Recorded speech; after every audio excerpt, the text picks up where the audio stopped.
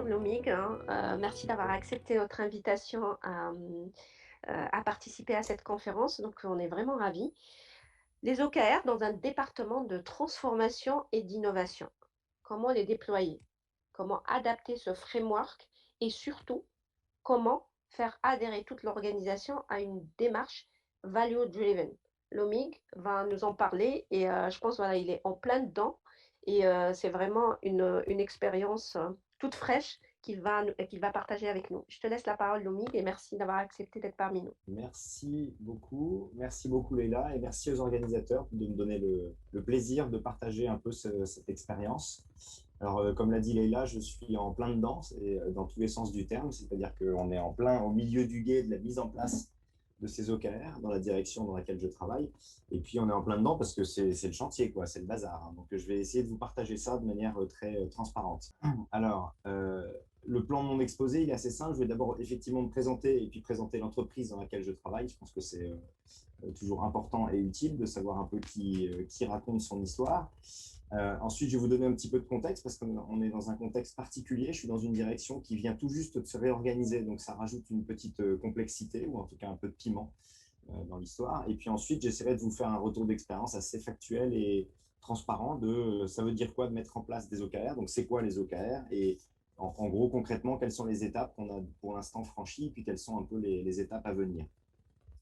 Alors, pour me présenter, j'ai choisi de finalement vous partager la question qui est la mienne depuis que je travaille, depuis un certain temps maintenant dans l'innovation. La question à laquelle j'essaye de répondre dans mon travail, c'est comment est-ce qu'on s'organise, comment est-ce qu'on collabore pour innover. Dans mon parcours, ça m'a conduit chez Renault où je travaillais avant et puis chez AstraZeneca à mettre en place des labs qui sont très exactement ce que décrivait Daniel dans la conférence précédente, c'est-à-dire des lieux pour faire grandir, pour tester des idées, pour faire grandir les collaborateurs, pour apprendre, pour partager. Donc j'en ai mis en place et je continue à animer un lab qui est une salle de créativité et finalement un outil pour les collaborateurs pour développer leurs projets. Une autre manière de répondre à cette question de la collaboration et de l'innovation, c'est de travailler avec l'externe de l'entreprise. C'est impossible d'innover en restant simplement dans un milieu clos. Donc, il faut innover évidemment avec ses partenaires, avec ses fournisseurs, avec un écosystème un peu plus élargi de startups, mais aussi de chercheurs, de philosophes. Voilà, il y a de la connaissance à aller chercher un peu partout dans l'écosystème. Et puis, un dernier point sur la manière dont je réponds à cette question, c'est que je suis un praticien et je suis très heureux de pouvoir bosser avec des gens qui sont des théoriciens, avec des chercheurs, notamment en sciences de gestion, et qui prennent un peu de recul et qui nous aident, nous les praticiens, à prendre du recul sur ce que ça signifie, ces réponses organisationnelles à la question de l'innovation. Donc voilà pour mon parcours. Et donc, je suis chez AstraZeneca depuis 2 ans. Et donc, AstraZeneca, vous avez dû en entendre parler l'année passée, puisque ça fait partie des entreprises qui ont été régulièrement mises en avant sur un certain nombre de sujets. Ce que je peux en dire, un groupe pharmaceutique, j'ai découvert en y arrivant, c'est une entreprise évidemment à une taille mondiale et qui est avec des filiales en fait. Et c'est assez spécifique, c'est-à-dire que moi je travaille dans la filiale qui s'appelle AZ France, AstraZeneca France, et cette filiale-là, elle n'est pas du tout sur le développement de molécules, elle est vraiment sur la mise sur le marché. Donc c'est une filiale marketing qui vise à mettre sur le marché les molécules, donc à amener tous les éléments de preuve scientifiques et médicales, et puis à négocier avec les autorités de santé la mise sur le marché et la fixation du prix. Donc voilà, c'est un business assez spécial, c'est un business qui est dans la santé, donc c'est des activités très vastes et très riches au sein de l'entreprise qui vont de la R&D portée en Angleterre et en Suède jusqu'à finalement des activités commerciales et marketing, mais dans un univers particulier pour faire du commerce, puisque c'est le domaine de la santé. Donc il y a pas mal de spécificités à la fois éthiques et réglementaires. Et puis enfin, c'est une entreprise qui a 3 aires thérapeutiques stratégiques sur lesquelles on met beaucoup l'accent. Donc une première aire thérapeutique qui concerne toutes les pathologies qui sont liées au cardiaque, au rénal et au métabolisme de manière générale. On a beaucoup d'activités aussi sur l'oncologie, donc ça concerne tous les cancers. Et puis une grosse activité sur la partie respiratoire et immunologie. Donc c'est les 3 aires thérapeutiques sur lesquelles toutes les équipes sont mobilisées pour travailler. Et donc nous, on est en support dans la fonction innovation pour les aider à déployer, à mettre sur le marché leurs molécules, mais aussi à amener des solutions innovantes autour de ces molécules. Alors la direction dans laquelle je travaille, qui s'appelle Direction de la transformation et de l'innovation, elle est dirigée par Isabelle Laforgue et qui vient d'arriver il y a quelques mois chez AstraZeneca et qui en fait vient pour aider à finir de mettre en place finalement cette direction.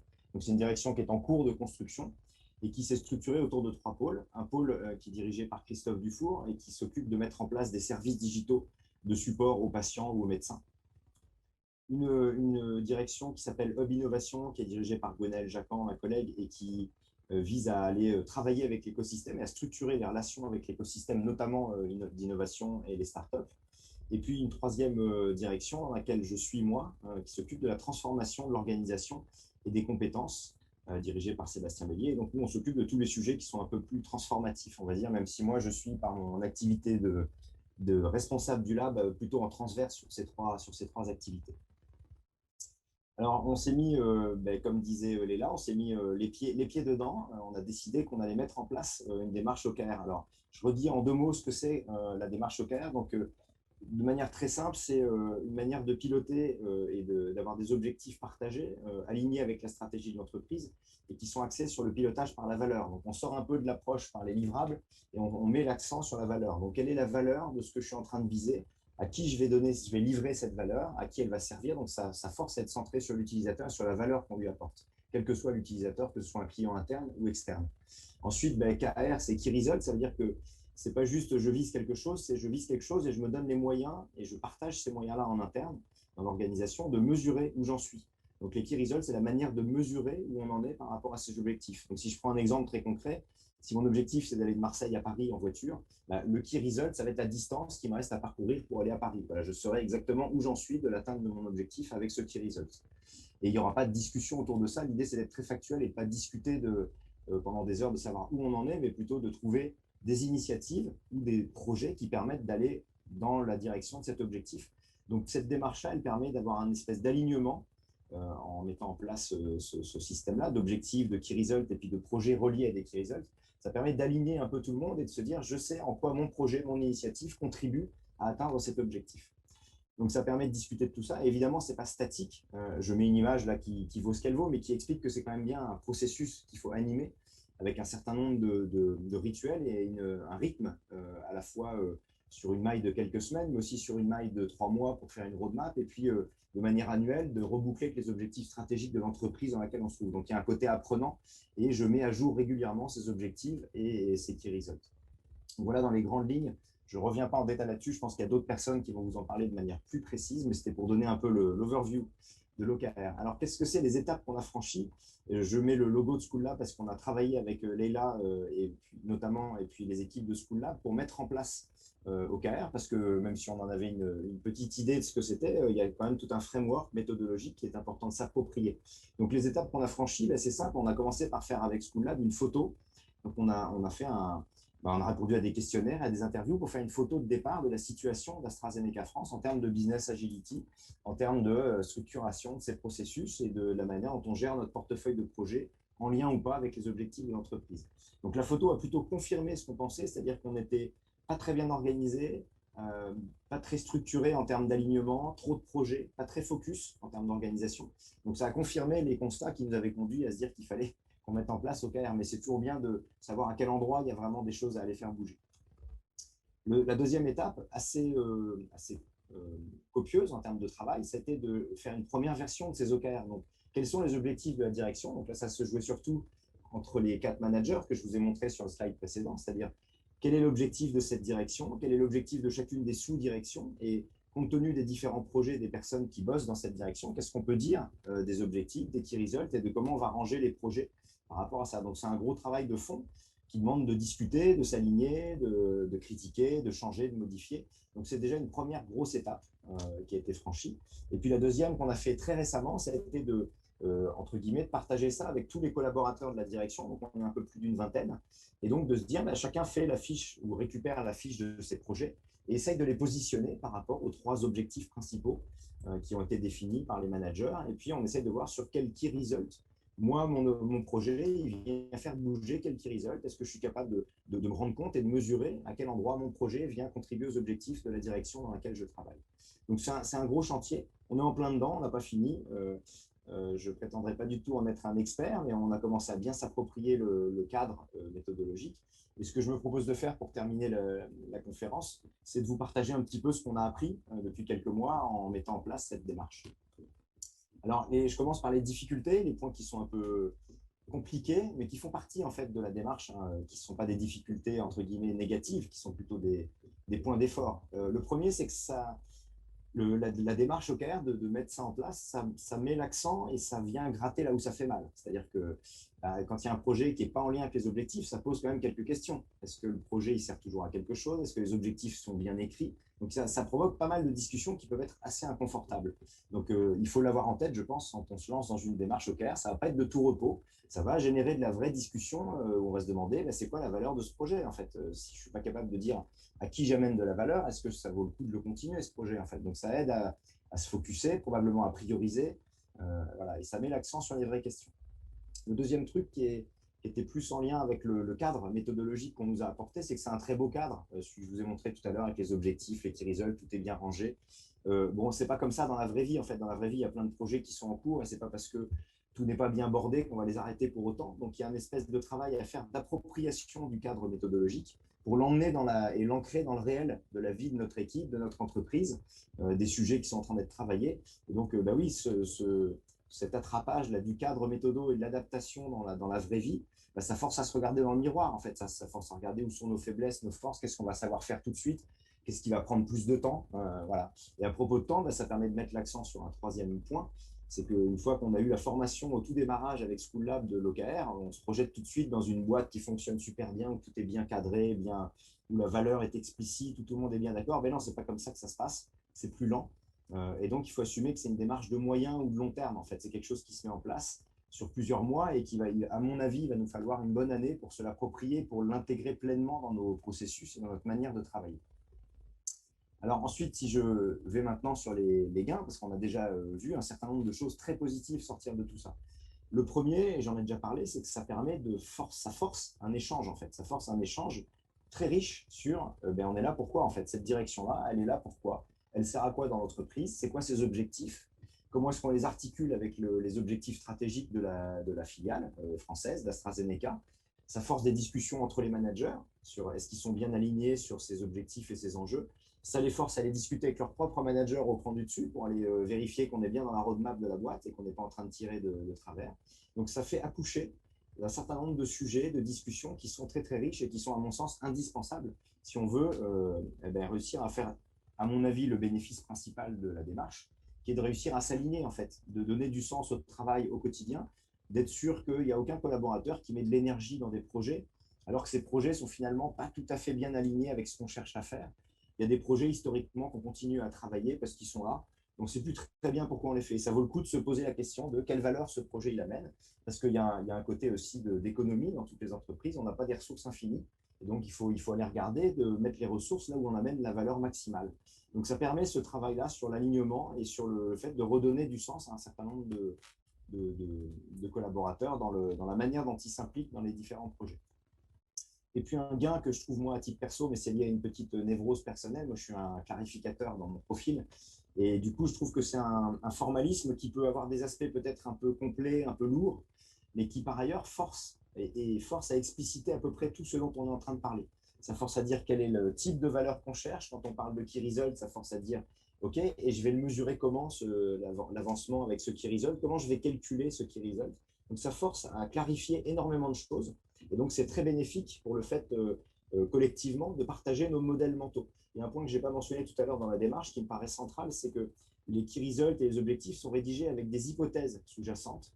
Et le fait de formuler les hypothèses à partir desquelles on travaille, c'est le meilleur moyen d'être apprenant en tant que groupe humain et en tant qu'entreprise. C'est-à-dire que ça permet d'aller vérifier ou infirmer ces hypothèses. Des fois, les hypothèses sur lesquelles on travaille sont fausses et s'avèrent fausses en avançant dans le projet. Donc, ça permet de corriger et donc d'apprendre. Et donc, c'est by design inclus dans la méthodo et dans le formalisme, ce côté apprenant par vérification ou annulation des hypothèses. Donc, voilà les gains principaux que je vois et qui, à mon avis, vont durer pendant toute l'année parce que c'est des sujets qui vont revenir régulièrement sur le tapis. On va revenir régulièrement discuter des objectifs.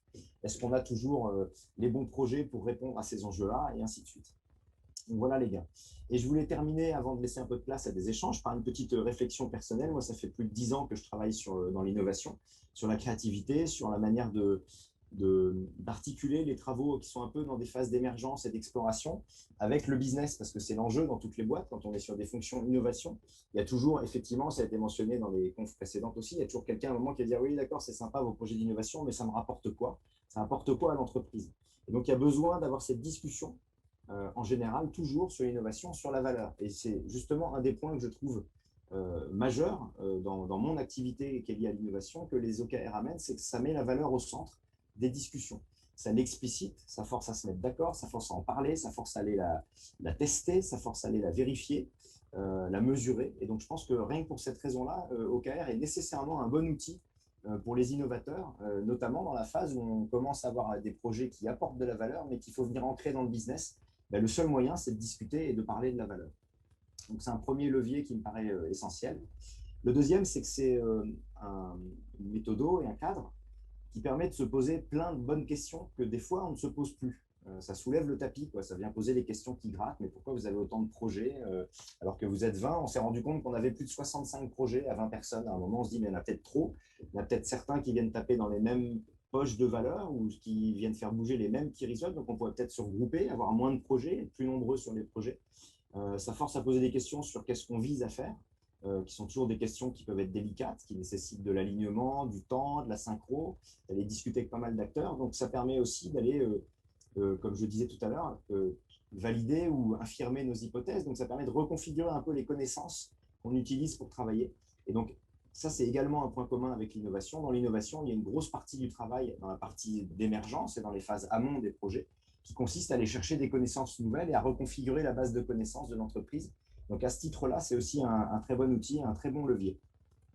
Et puis enfin, une des questions qui m'anime en tant qu'innovateur dans les entreprises, c'est ce que je mentionnais à l'instant, c'est comment est-ce qu'on fait le lien et comment est-ce qu'on articule les activités qui sont plutôt des activités de discovery, qui sont dans les phases d'émergence, de connexion avec des nouveaux acteurs, les nouvelles idées, les nouveaux concepts, les choses dont on ne sait pas encore si ça va marcher.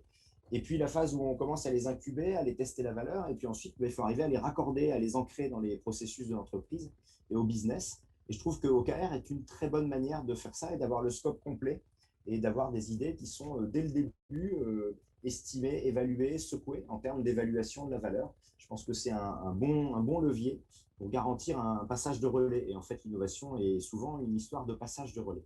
Voilà, donc à ce titre-là, je trouve que OKR, pour l'instant et pour ce que j'en vois, est un très bon outil pour aller travailler sur des sujets d'innovation, comme c'est mon cas dans le cadre de mes activités. Voilà, et je termine là-dessus et je suis tout à fait ouvert, bien sûr, pour répondre et prendre des questions. Merci à Merci, tous pour votre attention. merci infiniment, Lomnique. Tu as bien résumé voilà, tout le chantier qu'on est en train d'amener. Et il y a des questions par rapport à ça. Donc, je vais commencer par une question qui est reprise. Comment vivez-vous le shift d'une démarche basée antérieurement sur les livrables? Donc, j'ai fini, j'ai livré une fonctionnalité vers une démarche et un mindset valeur. Alors, comment on le vit? C'est une bonne question, parce que comment on le vit, il n'y a que les humains qui peuvent vivre des choses, donc Mm, chacun va le vivre différemment. Moi, à titre perso, c'est relativement simple, puisque je travaille depuis longtemps sur les sujets d'innovation, où c'est la question qu'on pose tout le temps aux gens. Quand on travaille un projet, on cherche la valeur, on passe souvent par des étapes de value proposition design, de mm, business model Canva, où on réfléchit sur la proposition de valeur. Donc, moi, ça ne m'a pas bousculé mentalement. Je pense que dans les équipes qui sont au sein de la direction dans laquelle je travaille, il y en a qui sont plus ou moins bousculées. Ça dépend des historiques, ça dépend des cultures des différentes personnes. D'une manière générale, je pense que les gens arrivent assez bien à s'approprier ce que ça va leur apporter. Ils se disent, je pense spontanément, sur mon projet, ça va me permettre d'expliquer peut-être plus clairement à quoi il sert, ça force à formaliser qui sont les clients. Après, je pense que ça force aussi, et là sur l'aspect un peu plus difficile dans l'appropriation, ça force à lâcher des mauvaises habitudes. On a tous des mauvaises habitudes. Je prends une demande d'un client interne, je lui livre une fonctionnalité et hop, il repart dans la nature.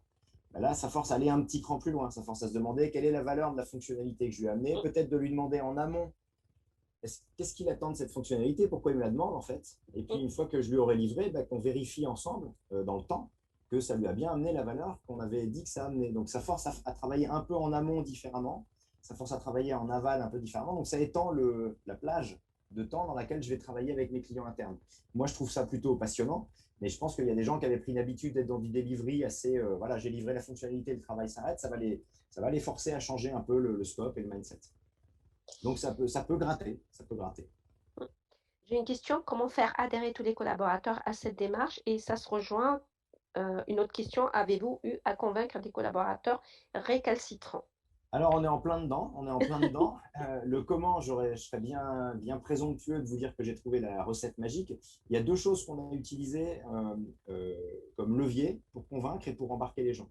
Le premier, c'est de brusquer personne. Mmh, On a un profond respect du travail que font les collègues et donc on n'a aucune raison d'aller leur expliquer qu'ils travaillent mal. Ce n'est pas du tout la manière dont on a saisi le sujet. La manière dont on a saisi le sujet, c'est plutôt de dire on vient vous amener un outil et on va essayer de voir avec vous comment est-ce qu'il peut vous être utile. Ce qui a nécessité le deuxième pilier de notre manière d'essayer d'emmener les gens, c'est de dire c'est pas vous qui allez vous adapter au KR, c'est nous qui allons adapter au KR à votre manière de mmh, travailler et à votre culture et à la manière dont on bosse. Donc on a essayé de le faire comme ça, donc c'est comme ça qu'on est en train de le faire. Donc ça veut dire que nous, on s'est fait pas mal de nœuds au cerveau avec ma collègue. Quand je dis nous, c'est parce qu'il y a évidemment Léla et School mais il y a aussi ma collègue Claudine mmh, avec laquelle on travaille. Ça nous force, nous, à chaque fois à dire oui, alors c'est vachement bien ce que vous nous amenez, là, le framework et tout, mais nous, faut qu'on le simplifie, il faut qu'on l'adapte, parce que sinon, on va plaquer un truc sur le travail des gens, c'est pas possible. Et puis, dernier point, on a essayé quand même de prendre en compte ce qui était déjà fait par les gens. Il y a déjà un certain nombre de réunions de travail qui visent à regarder les projets, à faire des revues de projets. Ils ont déjà des processus qui existent, donc on a essayé de faire en sorte d'amener OKR, de s'infiltrer, d'infiltrer OKR aux endroits qui existent. On ne va pas créer une nouvelle réunion OKR pour tout le monde en rajoutant une réunion aux réunions qui sont déjà trop nombreuses. On va plutôt essayer de venir se mettre de manière un peu souple et agile aux endroits où ils ont déjà des points pour parler des projets. Ben, on va faire un petit quart d'heure à la fin pour leur demander de mettre à jour un peu leur key result ou de parler de la démarche OKR. Donc, on va essayer de s'insérer dans l'existant plutôt que de leur demander de tout changer. Je pense que pour l'instant, ça prend pas trop mal. Et ce qui va avec le dernier point là-dessus, c'est qu'on a dès le début dit que ça allait mettre longtemps et que c'était un sujet sur lequel il ne fallait pas qu'il y ait de stress, mmh. d'urgence à faire le truc. On a dit à tout le monde, si OKR il est en place qu'à la fin de l'année, c'est pas grave. Donc voilà comment on a essayé de le faire. Et je pourrais revenir vous en parler dans 6 mois pour vous dire si ça a marché. Et ça rejoint ce que Daniel disait tout à l'heure, people first. Tout Et à fait, c'est ce tout à qui est fait, appréciable, c'est qu'effectivement, on accompagne les personnes par rapport à cette notion de valeur et tout le monde comprend que chaque travail doit apporter de la valeur. tout Donc, je à te fait. repose une autre question, donc, parce que tu n'en as pas. Tout à l'heure, tu parlais d'objectifs individuels. Est-ce que ces OKR fonctionnent aussi pour les personnes ou ça reste uniquement au niveau des équipes? Alors nous, on a, alors je sais, dans l'absolu, je ne saurais pas répondre, je ne suis pas un expert d'OKR. Nous, la manière dont on l'a pris avec l'accompagnement de School Lab, c'est très clairement des OKR qui sont posés sur une maille Mm, collective. C'est la maille collective qui prédomine et le seul truc qui devient un peu individuel, c'est moi, mon initiative, mon projet, comment est-ce que je le relie à la photo collective. Mais les objectifs sont collectifs et les key results aussi. Donc il n'y a pas d'aspect du tout individuel là-dedans. Il ne s'agit pas d'aller évaluer ou coter les gens, il s'agit de rendre intelligible l'organisation collective. Une autre question, comment aligner les OKR sur le core business et les OKR projet innovation? Allez, alors, grande question. Alors, comment est-ce qu'on aligne sur le core business? Je dirais que ça, c'est relativement, à notre niveau pour l'instant, relativement simple, puisqu'on est dans une direction dont les grands objectifs sont validés et alignés avec le CODIR, entre guillemets, d'AstraZeneca France. Donc, il y a pas un très fort questionnement pour l'instant dans la manière dont on le prend. On le met en place au niveau de notre direction, en assumant que les objectifs qui viennent du dessus sont les bons et qui ne sont pas à challenger. On verra après, par la suite, si ça conduit à d'autres discussions. Et ensuite, par rapport à l'innovation, on a tout encore à faire et tout qui est devant nous. C'est-à-dire que pour l'instant, on prend les projets qui sont en cours et les projets qu'on est en train de lancer. Donc moi, je sais déjà par expérience que les projets qu'on est en train de lancer, qui sont des projets un peu plus exploratoires, il va falloir passer un peu plus de temps à Tout à expliciter fait. la valeur qu'on en attend et à dire attention, ce projet-là, là, c'est pas encore clair la valeur, mais c'est pas grave, c'est normal, c'est un projet d'exploration. Donc, Mm. il vise justement à aller chercher la valeur et à la trouver. Donc, au début, il faudra accepter qu'il y ait des projets dans une colonne un peu truc en train d'être exploré et où il n'y aura pas forcément une manière très simple de les relier pour le moment à des key results, mais c'est pas très grave. Et moi, dans mon idée, c'est plutôt que derrière, on arrive à avoir des key results qui soient liés au fait d'avoir un certain nombre de projets qui explorent des nouveaux champs de valeur. Ce qui Et est tout à fait ça, c'est l'étape normal. Oui, d'après. C'est l'étape d'après. absolument. Avez-vous conçu des formations en sensibilisation pour accompagner les personnes? Ouais, très bonne question à nouveau. Donc oui, on a fait une première session qui était assez collective, organisée avec School Lab, qui était pour faire une sensibilisation, initiation, on va dire, à OKR et à comprendre l'approche. Ensuite, les séances de travail sont l'occasion de faire de la pédagogie à plein de degrés, hein. On a eu plusieurs workshops collectifs avec toute la direction, donc ça permet de répéter, de revenir, de répondre aux questions. On en a un d'ailleurs lundi prochain où on va à nouveau répondre à des questions, on va répéter, donc ça Mmh. fait partie de la formation. Et après, moi, avec ma casquette de lab manager, je vais organiser régulièrement des petites sessions pour sensibiliser les collaborateurs au-delà de notre direction à ce que c'est que OKR et à ce que ça apporte. Et puis, dernier point important, c'est qu'on est une fonction support, on est une direction innovation, donc on est en support des projets d'un certain nombre de collaborateurs. Donc, on va les emmener dans cette démarche. Quand ils vont venir nous voir pour nous dire on a un nouveau projet à faire avec une startup parce qu'on a tel ou tel enjeu, et ben on va les emmener là-dedans, on va leur dire quelle est la valeur que tu en attends. Et puis, posons le truc dès le début là-dessus. Et puis, comment on va mesurer qu'on va atteindre cette valeur? Donc, on va les emmener peu à peu par l'expérience et la pratique Mmh. dans cette démarche, sans forcément leur faire une formation au OKR à chaque fois, mais les questions qu'on va leur poser viseront à les emmener là-dedans. Une autre question, est-ce que vos OKR sont adressés transversalement ou bien est-ce que chaque équipe a ses propres OKR? Alors, je peux répondre au niveau de la direction dans laquelle je suis. J'ai montré qu'il y avait 3 équipes tout à l'heure. Les OKR de la direction concernent les 3 équipes. Il n'y a pas des OKR pour une équipe et puis des OKR pour une autre équipe. Donc, c'est des OKR qui sont faits transversalement à la direction. Donc, chacun dans les 3 équipes que je vous ai présentées tout à l'heure va aller adresser un certain nombre de key results dans certains objectifs. Donc, c'est transverse aux différentes équipes de la direction. J'ai une question de Moira. Est-ce que vous avez vraiment identifié officiellement des projets non alignés avec la stratégie? Alors, on n'en est pas encore là. On a identifié quelques projets un peu orphelins ou en tout cas qui nécessitent de refaire un bout de travail sur le cadrage. Ça ne veut pas dire qu'ils ne sont pas alignés, mais ça veut dire qu'il y a eu tellement peu de travail de cadrage qui a été fait au début qu'on ne sait plus très bien ce qu'ils visent. Donc, ça vaut le coup de reposer la question, ce qui peut arriver à la conclusion qu'ils sont finalement plus tout à fait nécessaires ou alignés. Ça, c'est pas un drame. Ensuite, on a identifié aussi une difficulté et qu'on est en train d'essayer de résoudre, c'est qu'il y a une partie des activités du quotidien qui n'était pas trop attrapé pour l'instant dans la manière dont on a décrit les objectifs. Comme on est une direction innovation, on a mis des objectifs sur amener des solutions pour les patients, les médecins, amener des solutions pour être efficace dans le boulot. Et en fait, il y a des secrétaires, notamment dans la première réunion, qui ont dit oui, Mmh. mais moi, mon boulot, c'est au quotidien. Moi, je suis en charge de faire en sorte que le process contrat il tourne bien. Il y a des gens à l'IT qui nous ont dit, mais moi, mon boulot, c'est de faire en sorte que l'appli, elle continue à tourner, mais je ne suis pas forcément sur un projet avec une nouvelle valeur qui est délivrée. Finalement, la valeur, c'est que je maintiens le business dans un bon état de marche. Donc, on est en train d'adapter un petit peu et de mettre en face de ça des key results et des objectifs pour que tout le monde s'y retrouve. Parce que l'idée, c'est surtout pas qu'il y ait des gens qui disent ah bah ok, OKR, c'est pas pour moi.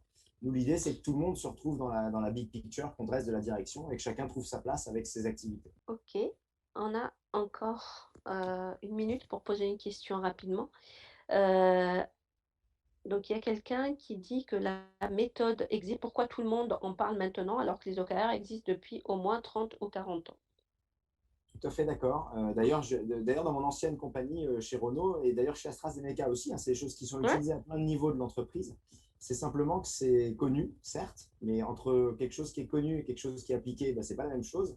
Et je répondrai par une petite boutade sur les aspects d'innovation et de créativité, qui est mon cœur d'expertise.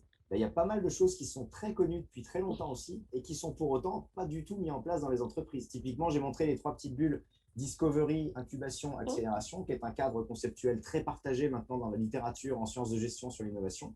Et je pense qu'il n'y a pas grand-chose de ça qui se retrouve dans les fonctions innovation dans les entreprises. Donc oui, c'est déjà connu, maintenant il faut le mettre en place et c'est là où il y a besoin de praticiens pour aller se frotter avec les plâtres que ça force à essuyer. Ok, bah merci infiniment, Merci Lomig. Et puis, beaucoup, on se dit à lundi. à lundi. Merci beaucoup pour vos Merci questions. infiniment À pour très tes bientôt. retours. À très bientôt. Bye bye.